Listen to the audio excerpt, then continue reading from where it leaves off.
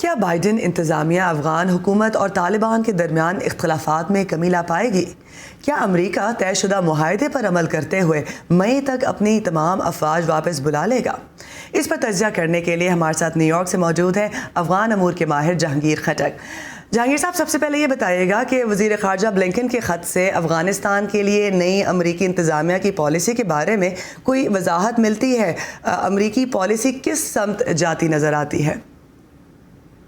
بہت شکریہ۔ دیکھیے، دو تین چیزیں واضح ہو گئی ہیں۔ 5 مہینے سے زیادہ عرصہ ہو گیا ہے کہ طالبان اور افغان حکومت کے درمیان جو مذاکرات ہیں وہ جاری ہیں، تعطل کا شکار ہیں۔ ابھی تک تو ایجنڈے پر بھی فیصلہ نہیں ہو پایا کہ کس بات پر بات ہوگی۔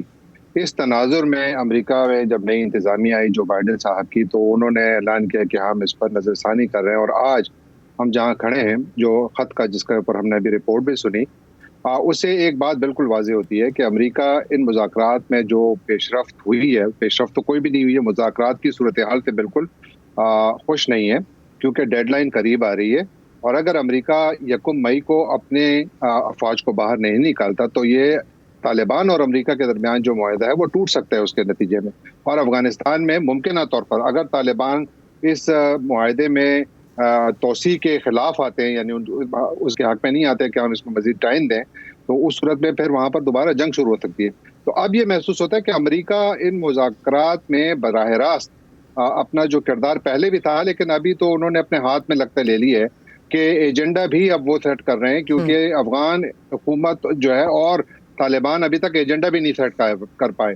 اگر آپ دیکھیں تو یہ 4 نکات جو ہیں ان میں یہ بالکل واضح ہے کہ امریکہ جو ہے ریجنل کنٹریز کو ساتھ لانا چاہتا ہے، اقوام متحدہ کو بیچ میں لانا چاہتا ہے، اور ساتھ یہ کہ افغان حکومت کے لیے خود ایجنڈا سیٹ کر رہا ہے، پروپوز کر رہا ہے کہ آپ دیکھیے یہ وہ زلمے خلیلزاد کو ٹاسک دیا گیا ہے کہ وہ باقاعدہ پلان لائیں گے، ریٹن ایگریمنٹ۔ خٹک صاحب یہ بتائیے گا، کیونکہ خط میں ہم نے یہ بھی دیکھا کہ یہ کہا جا رہا ہے زلمے خلیلزاد نے افغان رہنماؤں سے کہا کہ ایک عبوری حکومت کا آئیڈیا پیش کیا گیا جس کی مخالفت ہو رہی ہے۔ عبوری حکومت کتنی اہم ہے اور اس کی مخالفت کی وجہ کیا ہے؟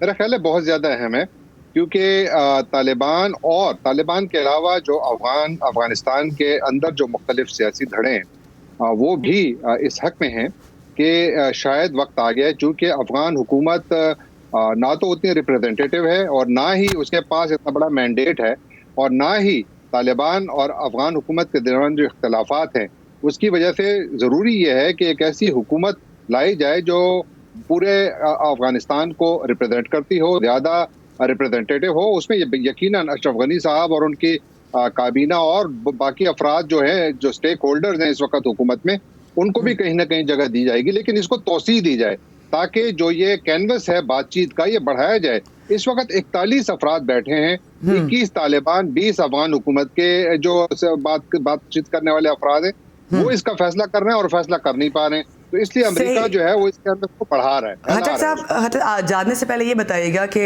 ابھی ہم نے خبر دیکھی کہ روس نے بھی کانفرنس کا اعلان کیا ہے 18 مارچ کو، جس میں ممکنہ طور پر عبداللہ اور مسٹر غنی جو ہیں وہ شریک ہو سکتے ہیں۔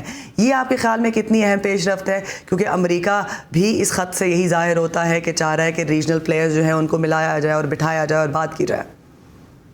میرا خیال ہے بہت اچھا ہے، اگر اب ایجنڈا تو مکمل طور پر واضح نہیں ہے، لیکن میرا خیال ہے کہ اگر اس میں عبداللہ اور اشرف غنی صاحب کے علاوہ اگر طالبان بھی اس پہ شرکت کرتے ہیں تو بہت زیادہ اچھا ہوگا، اور اگر نہیں کرتے تو یہ ذہن میں رکھیے کہ روس ان ممالک میں شامل ہے جو افغانستان میں شراکتی حکومت کے حق میں ہے۔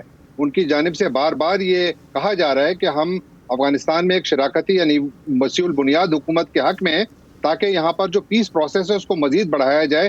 اس وقت ان حالات میں چونکہ پیس پروسیس تعطل کا شکار ہے، تو اس لیے جو افغانستان میں اندر جو اس کے اور پلیئرز ہیں ان کو بدلا تو نہ جائے، لیکن ان میں نئے افراد کو شامل کیا جائے تاکہ کوئی بات تصفیے کی طرف بڑھے۔ اور جو روس میں ہو رہا ہے یقیناً یہ بہت بڑی پیش رفت ہوگی۔ اب دیکھنا یہ ہے کہ اس میں طالبان بھی آتے ہیں کہ نہیں۔ اگر طالبان نہیں آتے ہیں تو لگتا یہ ہے کہ رشیا اشرف غنی صاحب اور عبداللہ کو کنونس کرنے کی کوشش کرے گا کہ آپ جو وسیع البنیاد حکومت ہے اس کے حق میں آپ ہاں کہیں، اس کے ساتھ متفق ہوں۔ بہت بہت شکریہ آپ کے وقت دینے کا جہانگیر خٹک۔